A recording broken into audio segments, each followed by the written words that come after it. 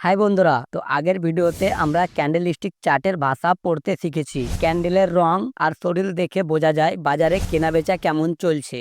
কিন্তু এই ক্যান্ডেলগুলো কোথায় গিয়ে থামবে, সাপোর্ট এবং রেজিস্ট্যান্স, সেটাই আজ জানবো। এটি হলো সবচেয়ে জরুরি জিনিস। যদি আপনি ক্যান্ডেল চিনেন আর এই দুটি জিনিস না চিনেন, বাজারের ছাদ বা মেঝে, আজ আমরা শিখবো এই দুটি জিনিস কি আর কিভাবে কাজ করে, বা আপনি কিভাবে আপনার চার্টে এই জায়গাগুলো চিহ্নিত করে আপনি সাপোর্ট বা রেজিস্ট্যান্স টাঙবেন বা কেনাবেচা করবেন। এক, সাপোর্ট কি? সাপোর্ট হলো আপনার নিচের সীমানা, যেটাকে আপনি আপনার শক্ত মেঝে হিসাবে ভাবতে পারেন। যখন একটা শেয়ারের দাম কমতে কমতে এই জায়গাতে আসে এবং তার নিচে আর যেতে চায় না, সেটাকে বলে সাপোর্ট। কেন এই দাম থামে? কারণ যারা কিনতে চায় মানে বায়ার্স, তারা মনে করে এখন দামটা খুবই সস্তা, তাই তারা তাড়াতাড়ি প্রচুর শেয়ার কিনতে শুরু করে। এই কেনার ফলে আবার দামটা উপরের দিকে উঠে যায়। সহজ কথা, সাপোর্ট হলো এমন একটা এলাকা যেখানে কেনার লোক বেশি থাকে এবং দাম কমতে চায় না। দুই, রেজিস্ট্যান্স কি? রেজিস্ট্যান্স হলো আপনার উপরের সীমানা। সহজে বলি তো রেজিস্ট্যান্স হলো আপনার উপরের শক্ত ছাদ। যখন কোনো শেয়ারের দাম বাড়তে বাড়তে নির্দিষ্ট জায়গায় পৌঁছায় এবং সেই দামের উপরে যেতে পারে না, তখন সেই জায়গাটাকে বলা হয় রেজিস্ট্যান্স। কেন দাম থামে? কারণ বিক্রেতারা মনে করে যে দামটা অনেক বেশি, তাই তারা প্রচুর শেয়ার বিক্রি করা শুরু করে। এই বিক্রির ফলে দাম আবার নিচের দিকে যেতে শুরু করে। সহজ কথা, রেজিস্ট্যান্স হলো এমন একটা জায়গা যেখানে বিক্রি করার লোক বেশি থাকে এবং দাম বাড়তে চায় না। তিন, সাপোর্ট বা রেজিস্ট্যান্স আপনি কিভাবে টানবেন? এই দুটি সীমা আঁকা খুব সহজ।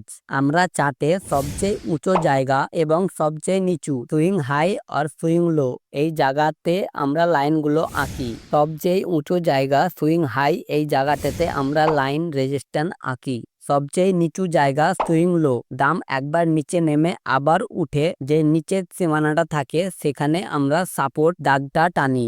গুরুত্বপূর্ণ টিপ, সাপোর্ট এবং রেজিস্ট্যান্স এটাকে একটা সরু লাইন বলে ভাববেন না। এগুলো হলো একটা এলাকা বা জোন। দাম সেই এলাকায় পৌঁছলে আর নিচে বা উপর যেতে পারে না। চার, বোনাস টিপ, যখন মেঝে আর ছাদ হয়ে যায়। ট্রেডিংয়ে একটি মজার জিনিস ঘটে, যখন সাপোর্ট ভেঙে নিচে চলে আসে তখন আপনার সাপোর্টের জায়গাটা রেজিস্ট্যান্ট হয়ে যায় আর নিচের সুইং লোটা আপনার সাপোর্ট হয়ে যায়। এবং যখন আপনার উপরের রেজিস্ট্যান্স মানে ছাদ ভেঙে উপরে চলে যায়, তখন আপনার রেজিস্ট্যান্সের জায়গাটা সাপোর্ট হয়ে যায়। এই বিষয়গুলি মাথায় রাখলে আপনি আরো ভালোভাবে ট্রেড করতে পারবেন। তো বন্ধুরা, আজ আমরা শিখলাম সাপোর্ট মানে যেখানে কেনার লোক থাকে এবং দামকে উপরে ঠেলে দেয়, রেজিস্ট্যান্স যেখানে বিক্রি করার লোক থাকে এবং দামকে নিচে ঠেলে দেয়। এগুলো আঁকতে খুবই সহজ। সবচেয়ে উঁচু জায়গা এবং সবচেয়ে নিচু জায়গাতে সাপোর্ট এবং রেজিস্ট্যান্স লাগাবেন। এই দুটি জিনিস আপনার জানা থাকলে কখন কিনতে হবে এবং কখন বিক্রি করতে হবে তার একটি সঠিক আন্দাজ পাবেন।